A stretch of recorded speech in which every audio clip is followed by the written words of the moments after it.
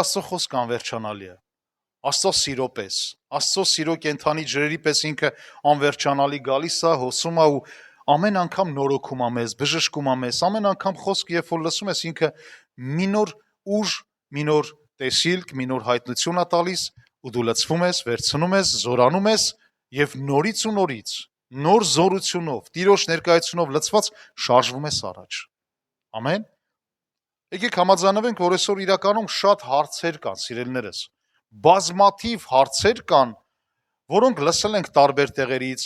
որի մասին մենք ինքներս ինչ-որ կարծիք ենք ձևավորել,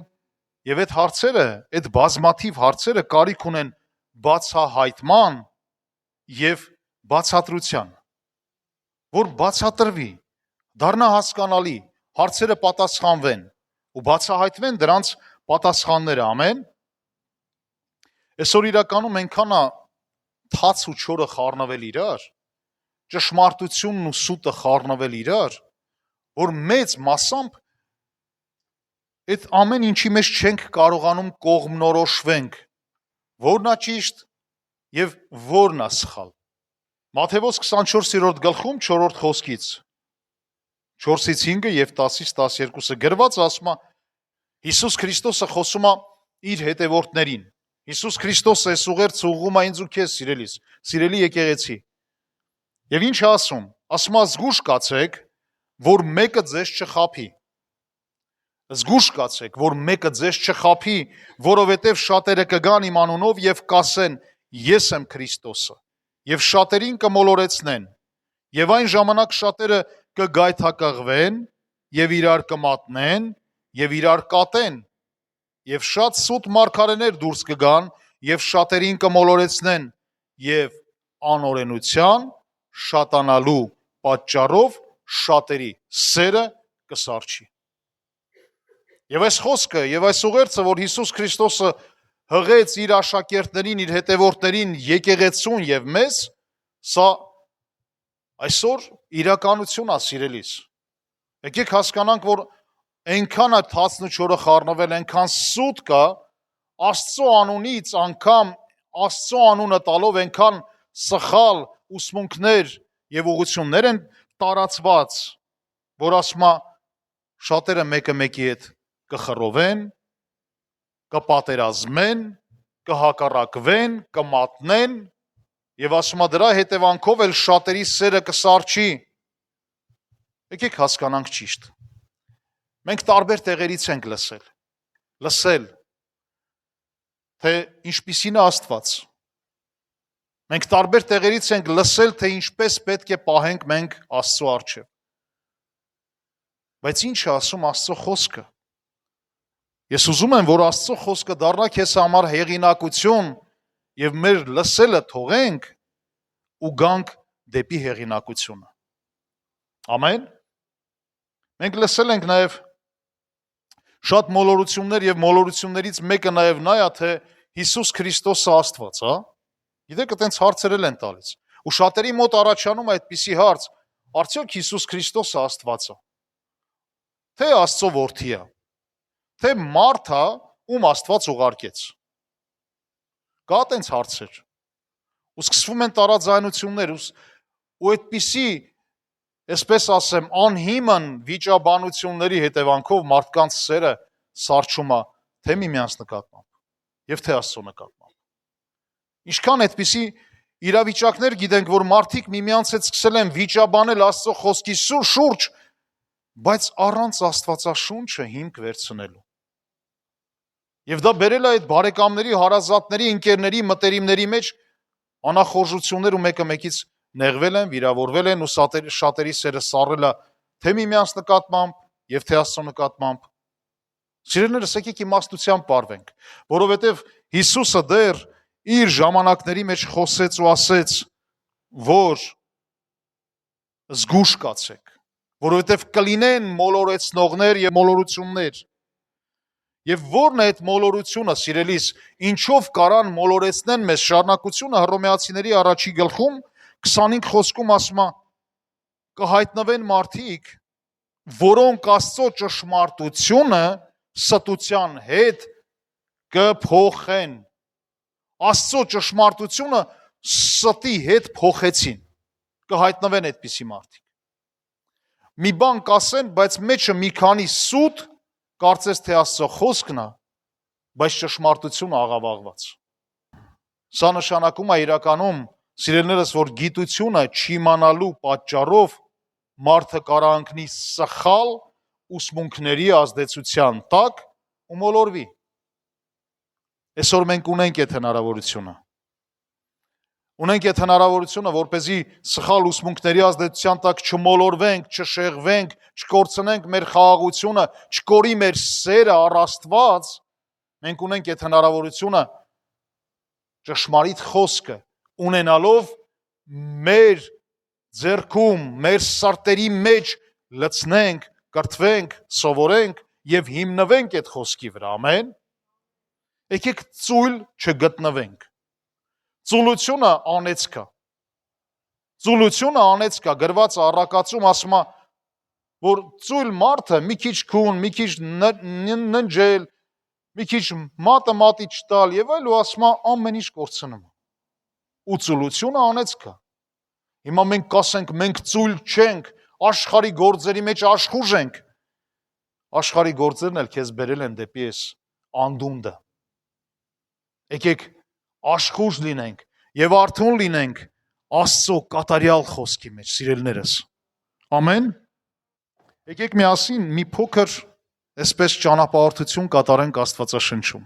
Ու տեսնենք, թե Աստծո խոսքը ինչ է ասում Հիսուս Քրիստոսի մասին։ Ո՞վ է Հիսուս Քրիստոսը։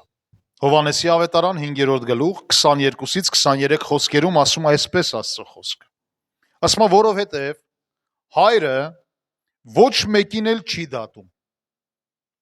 այլ ամեն դատաստան տվեց որդուն։ Ով է որդին։ Հիսուս Քրիստոսը։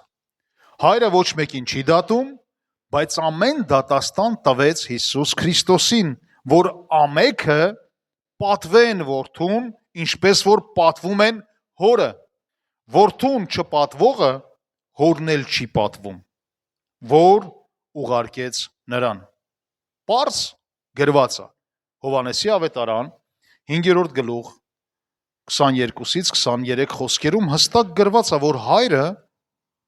ամենակարող Աստվածը դատը, դատաստանը, որոշումը, ամեն բան տվեց իր որդի Հիսուս Քրիստոսին։ Շատ մեծ պատասխանատվություն, համաձայն ես։ Համաձայն ես, որ Հայրը մի մեծ կարևոր բան հանձնեց Հիսուս Քրիստոսին, վստահեց Հիսուս Քրիստոսին, տվեց նրան ու ասեց, սրանից հետո այս ամեն ինչի պատասխանատուն դու ես։ Եվ շարունակությունը ասում է, որպեսզի ամենքը պատվեն որդուն, ինչպես որ պատվում են հորը։ Պատիվ տալը, սիրելիս,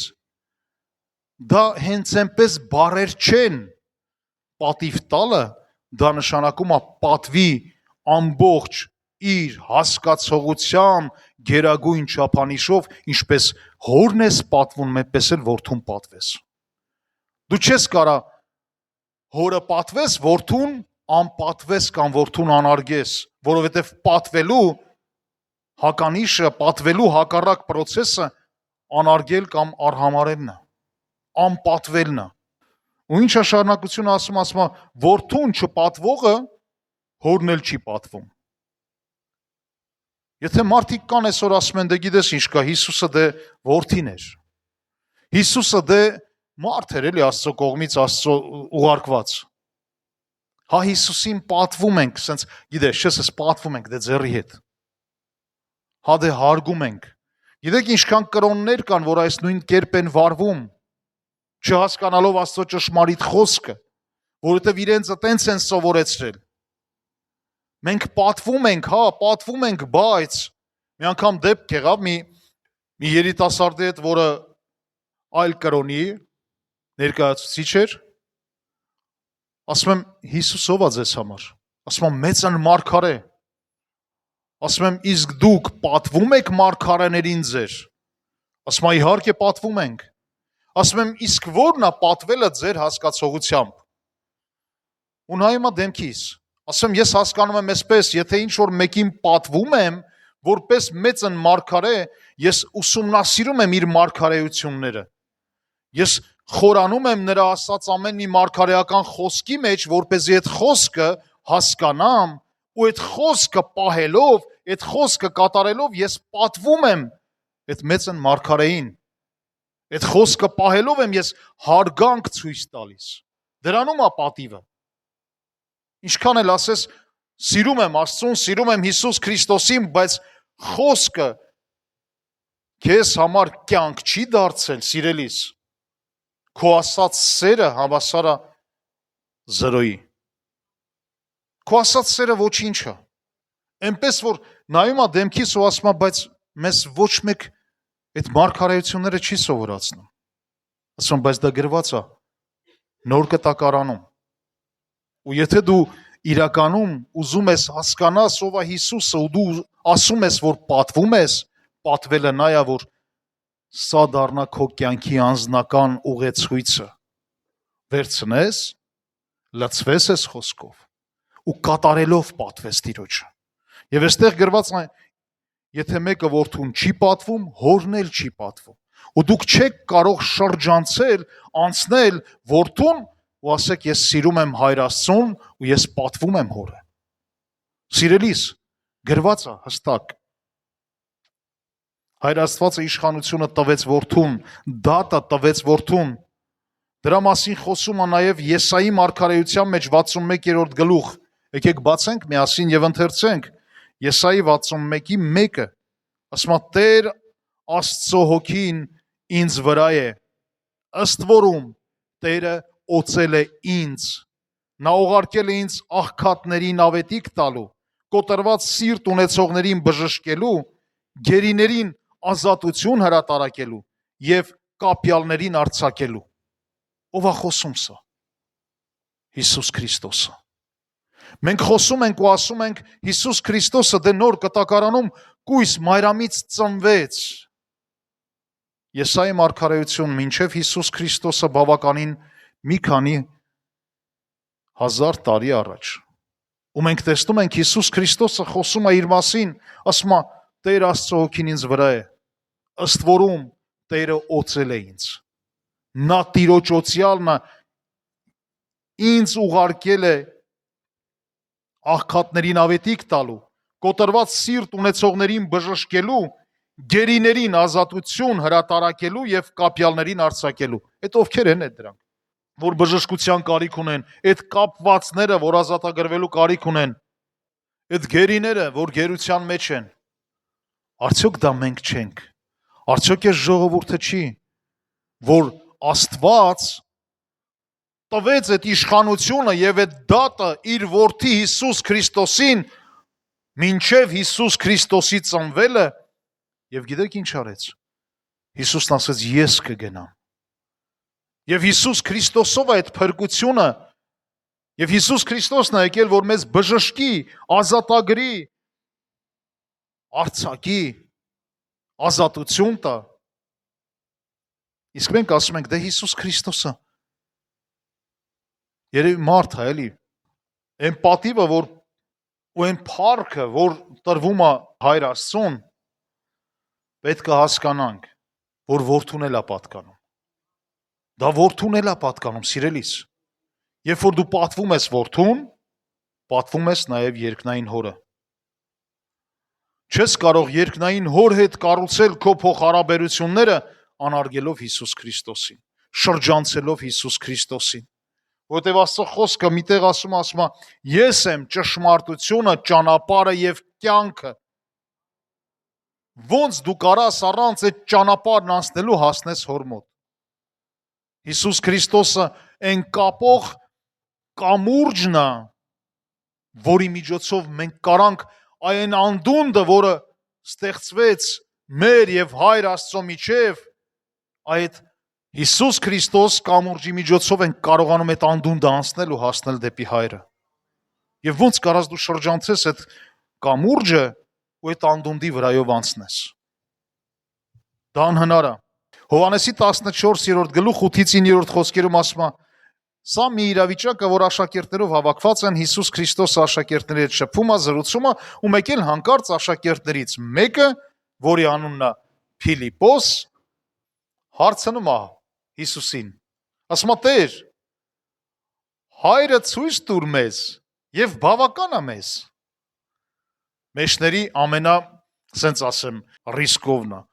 Հիսուս ջան, գիտես ինչ կա, այդքան որ դու ասում ես, կլինի պապային ցույց տաս, տենանք ու վсё, հավատանք քեզ։ Հիսուսն էլ պատասխանեց. Այսքան ժամանակ ձեզ հետ եմ եւ ինչ չճանաչեցիք, Փիլիպոս, ինձ տեսնողը հորը տեսավ։ Եվ դու ինչպես ես ասում հայրը ցույց տուր ու կհավատանք։ Փիլիպոսը հարցնում է Հիսուսին, Հիսուս, կլինի երկնային հորը ցույց տաս, Աստծուն ցույց տաս ու հավատանք։ Հիսուսն ասում է, ինձ տեսնողը Աստծուն է տեսնում, ինձ տեսնողը հորն է տեսնում, ես եմ քո առջև կանգնած։ Այս դեպքում եթե մենք հանդիպում ենք Հիսուս Քրիստոսին, ապա էլ ինչու ենք ուզում շրջանցենք Աստծուն, որ գնանք հանդիպենք Աստծուն։ Արդյոք դա մոլորություն չի։ Արդյոք դա մոլորություն չի, որ սատանան կարողանում է այսօր մարդկանց, այն մարդկանց, ովքեր խոսքը չգիտեն, կարողանում է մոլորեցնի։ Ինչքան կարևոր է այս խոսքը իմ քեզ համար, սիրելիս, որ մենք չմոլորվենք։ Եթե մենք չենք ուզում պատվենք Հիսուս Քրիստոսին որպես Աստված։ Դուրս է գալիս մեզ ով փրկեց մարդը։ Մարդը կարա մարդուն փրկի։ Մարդը չի կարա մարդուն փրկի։ Ընդհանրապես Աստվածաշնչում սկսենք հին ուխտից ու գանք մինչև հայտնություն, երբեք ոչ միտեղ չես տեսնի, որ մարդը իր վրա կարողանա վերցնի Աստծո փառքը եւ պատիվը։ Չէ, փորձողներ եղել են։ Բայց ինչ արդյունք են ունեցել։ Եկեք հասկանանք ճիշտ։ Դրա մասին նայեք ինչ ասում Աստված Եսայի 42:8-ում։ Ասում է, ես եմ միակ Աստվածը եւ ես իմ պատիվը ուրիշին չեմ տա եւ ոչ էլ իմ փառքը կտամ կուռքերին, ես եմ միակ Աստվածը։ Ու Աստծո փառքը երբեք ոչ ոք չի կարա վերցնի իր վրա։ Ու հին ուխտից, սկսած Մովսեսից, սկսած Աբրահամից ու մինչև հայտնության գիրք, մենք չենք տեսնի, որ մարդ արարածը կարողանա իր վրա վերցնի Աստծո փառքն ու պատիվը։ Մենակ մի հատ դեպք կարդանք, թե ինչ տեղի ունեցավ։ Գործք առաքելոց 12-րդ գլխում է գրված 21-ից 23 խոսքերում։ Հերովդես թագավորի պատմությունն ասա, թե Հերովդեսը ոնց իր վրա փորձեց վերցնի Աստծո փառքը ու ինչ տեղի ունեցավ։ Մի որոշված օր Հերովդես թագավորը թագավորական զգեստ թակած, գահին բազմած, հրապարակավ, այսինքն ամբողը հավաքվել էր ու ատենաբանում էր դեպի ժողովուրդը, ատենաբանում էր, այսինքն հռետորում էր, խոսում էր, ինչ որ ճառ էր ասում։ Եվ ինչ տեղի ունեցավ։ Եվ ամբողը աղաղակում էր, թե դա Աստծո ձայնն է եւ ոչ թե մարդի։ Վաու, այս ինչ աստվածային ձայն ենք լսում, սա Հերովդեսը չի, սա Աստված է։ Ու մենք տեսնում ենք, թե ոնց մարդիկ սկսեցին փառավորել Հերովդեսին Աստծո տեղ, Հերովդեսի դուրը եկավ։ Ու երեի Հերովդեսը իր մեջ ասում էր, վաու, տենում ես Աստված, երկրի վրա էլ Աստված կա։ Եվ շարունակությունը 23-րդ խոսում, եւ իսկույն Տիրոջ հրեշտակը զարկեց նրան, որովհետև Աստծուն չտվեց փառքը եւ որդերով լցվեց ու մեռավ։ Ահա թե ինչ է տեղի ունենում, երբ որ մարդը իր վրա է վերցնում Աստծո փառքն ու պատիվը, սիրելիս։ Դրա համար մենք երբեք չենք տեսնի ոչ միտեղ, որ երբ որ փորձում են մարդուն երկրպագեն, մարդը իր վրա վերցնի փառքը, Աստվածաշնչի մեջ ես չեմ տեսել այդպիսի միտեղ։ Բայց մի բացառություն կա, մեկ բացառություն, որը գրված է Մատթեոսի 21-րդ գլխում 1-ից 8-րդ խոսքերում, սա այնտեղն է, որ Հիսուսը գնում էր դեպի Երուսաղեմ ու պիտի մտներ Երուսաղեմ, եւ Հիսուս Քրիստոսը իր աշակերտներից երկուսին ուղարկեց եւ ասաց. գնացեք այդ գյուղը եւ այնտեղ մի էշ կգտնեք եւ մի ավանակ նրա հետ արձակեցեք, բերեք ինձ մոտ, եւ եթե մեկը բան ասի ձեզ, ասացեք, որ նրանք Տիրոջը պետք են։ Բայց այս ամենը եղավ, որ կատարվի մարգարեի ձեռով ասվածը, որ ասում էր.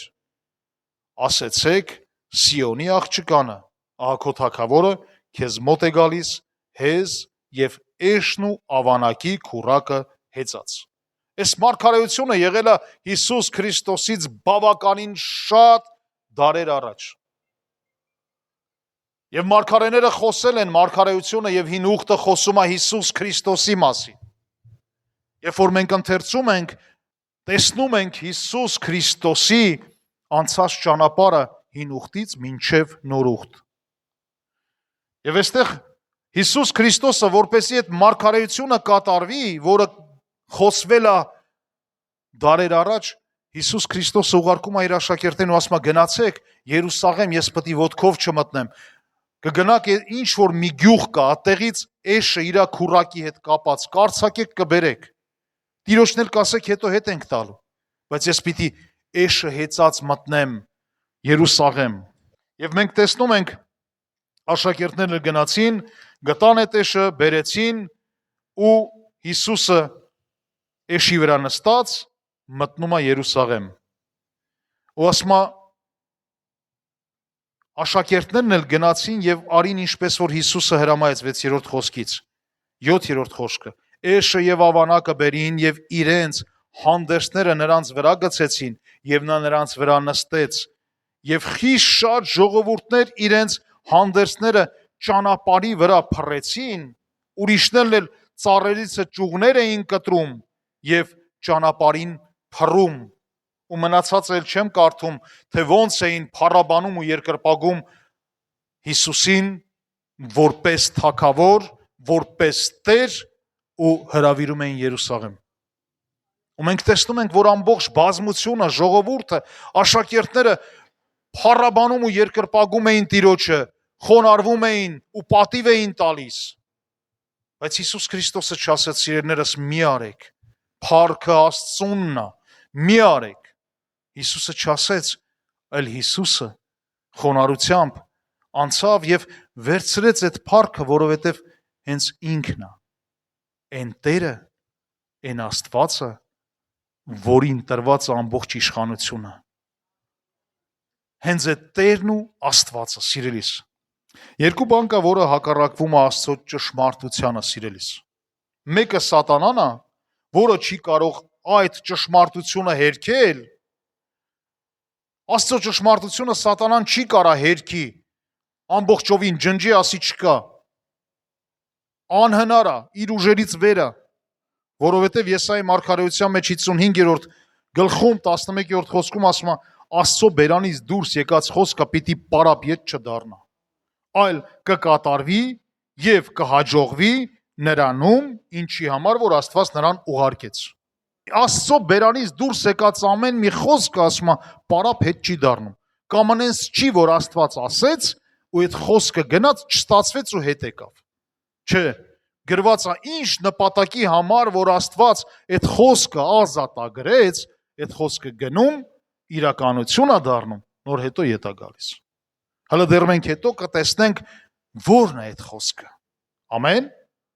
Դրա համար սատանան չի կարա Աստծո ճշմարտությունը հերքի, որովհետև Աստծո խոսքը պիտի գա ու կատարվի, բայց սատանան լավ գիտի։ Ինչ գիտի սատանան։ Այն մարդիկ, ովքեր խոսքը չգիտեն կամ լավ չգիտեն, խոսքը մի քիչ սուտ, մի քիչ սխալ աղավաղելով մատուցի մարդկանց։ Մի քիչ սուտ, մի քիչ սխալ։ Հադեք ասենք, բայց չէ որ մեծ մասը Աստծո խոսքն է։ Այդ մի փոքր սուտը, այդ մի փոքր շեղված խոսքը, այդ մի փոքր աղավաղված երևույթը, սիրելիս, փչացնում է ամբողջ Աստծո խոսքը։ Հա? Սատանան այ օգտվում է դրանից։ Առաջի թշնամին դա է, սատանան, որ կարողանում է մարդկանց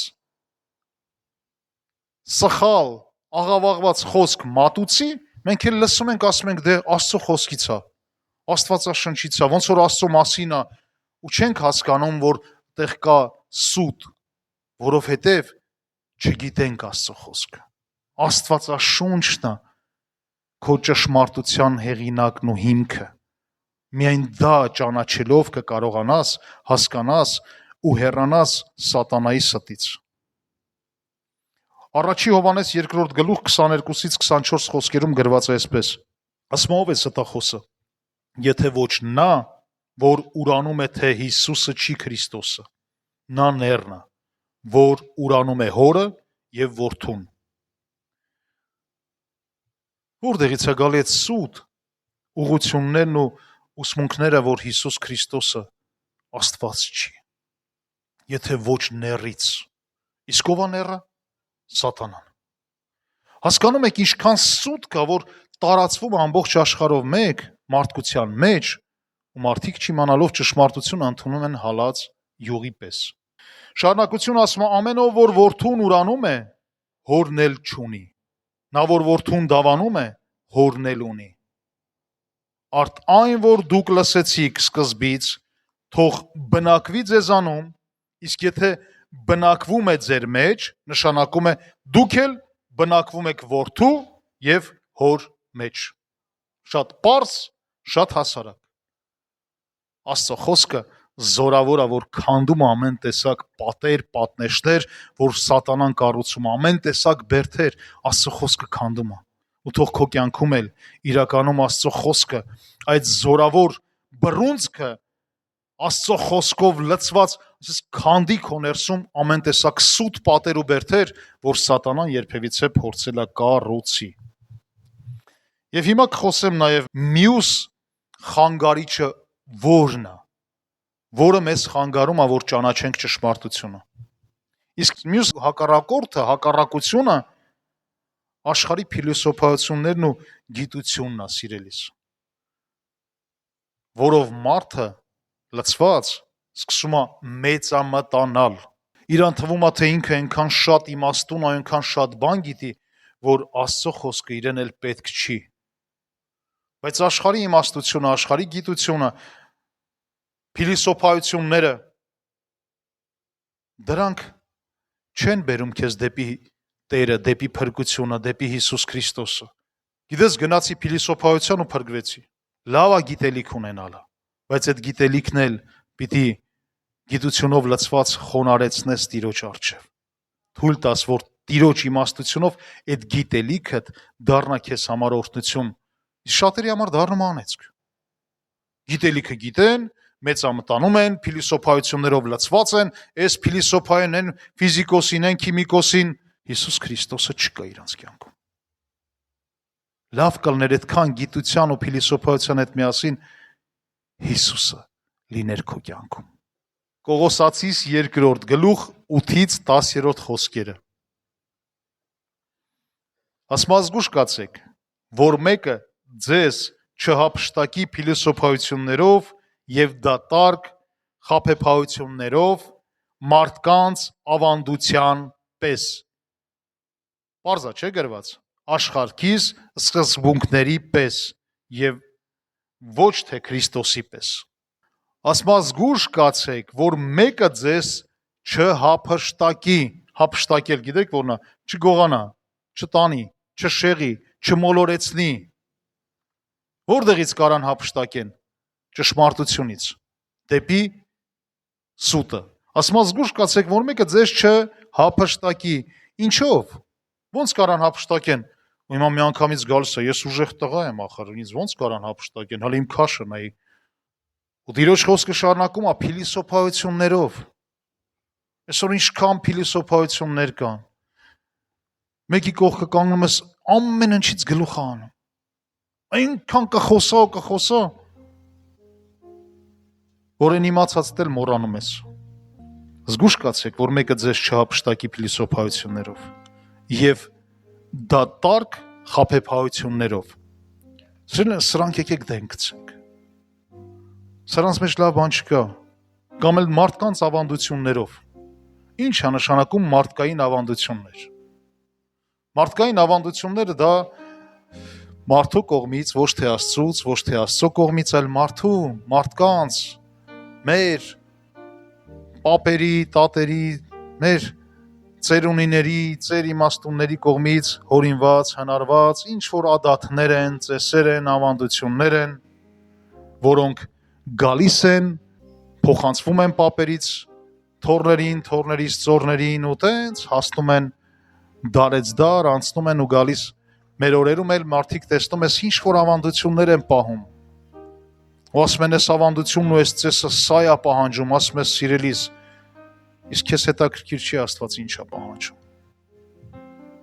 որն է քեզ համար ավելի կարևոր Աստծո կատարյալ ճշմարտությունը, թե ինչ որ մի ավանդություն, որ ծնվել է ինչ որ 100-ամյակներ առաջ, ինչ որ մեկի գաղափարի մեջ, ինչ որ մեկի տանը գլուխը բարձին դրած երազատեսել ու որոշել է, որ սենց մի ավանդույթ մտցնի իր ցեղի մեջ։ Հետո հարևանները տեսել են այդ ցեղի մեջ տենց բան են անում, ասեն մենք էլ անենք։ Հարցրել են այդ ի՞նչ է, դե մի բան պետք է հորինի որ ասի։ Ինչ որ մի սուտ կամ ինչ որ մի երևակայություն կպցրել է դրան, դարձրել մի ինչ որ իմաստ է տվել ու փոխանցել իր թորներին, ծորներին, գյուղին, գյուղը քաղաքին, քաղաքը պետությանը ու տենում ես մի ողջ ժողովուրդ ինչ որ հետաքրքիր ավանդություններ անում։ Ու ասում եմ թող մեկը ձեզ չխափի։ Ու այնպիսի տարբեր ավանդույթներ կան, սիրելիս։ Ու ես մի բան եմ որոշել ինձ համար, որ ամեն ավանդույթ փորձեմ գտնեմ արմատը Աստվածաշնչի մեջ։ Եթե արմատը այդտեղ չի, ուրեմն պտուղն էլ ճիշտ պտուղ չի։ Թող ամեն մի արմատ, ամեն մի ավանդույթ հիմնված լինի Աստծո խոսքի վրա եւ դառնա քեզ համար կարևորագույն մի արարողություն, որը դու կկատարես, բայց թող արմատը լինի Աստվածաշնչի մեջ։ Բայց եթե չկա, ուրեմն դրա պտուղը դառը պտուղ է։ Մի արեք։ Եվ ուզում եմ մենք մի բան հասկանանք։ Հայրը, Որդին եւ Սուրբ Հոգին դա նույն մեկ Աստվածն է։ Երկրորդ Թեսաղոնիկեցիս 2-րդ գլուխ 15 խոսքը։ Բայց ինքը մեր Տեր Հիսուս Քրիստոսը եւ մեր Աստվածը եւ Հայրը, որ սիրեց մեզ եւ հավիտենական մխիթարություն տվեց մեզ եւ բարի հույս շնորհելով նա մխիթարեց ձեր սրտերը եւ հաստատեց ձեզ ամեն բարի խոսքի եւ գործերի մեջ, բայց ինքը մեր Տեր Հիսուս Քրիստոսը եւ մեր Աստվածը եւ Հայրը, ում մասին է խոսքը։ Տեր Հիսուս Քրիստոսը, մեր Աստվածը եւ Հայրը։ Առաջի Հովհաննես 5-րդ գլուխ 7-րդ խոսք։ Ասում է, որովհետև երեքն են, որ երկնքումը վկայում են. Հայրը եւ Բանը եւ Սուրբ Հոգին։ Եվ այս երեքը մեկ են։ Ով է Բանը։ Հովհաննեսի ավետարան առաջի գլուխ գրված է Հիսուս Քրիստոսի մասին, որ Բանը Աստված էր եւ Բանը Աստծո մոտ էր եւ Բանը այս աշխարհ եկավ մեր փրկության համար, որն է Հիսուս Քրիստոսը։ Եվ գրված է, որովհետև երեքն են, որ երկնքումը վկայում են Հայրը եւ Հիսուս Քրիստոսը եւ Սուրբ Հոգին, եւ այս երեքը մեկ են։ Ամեն։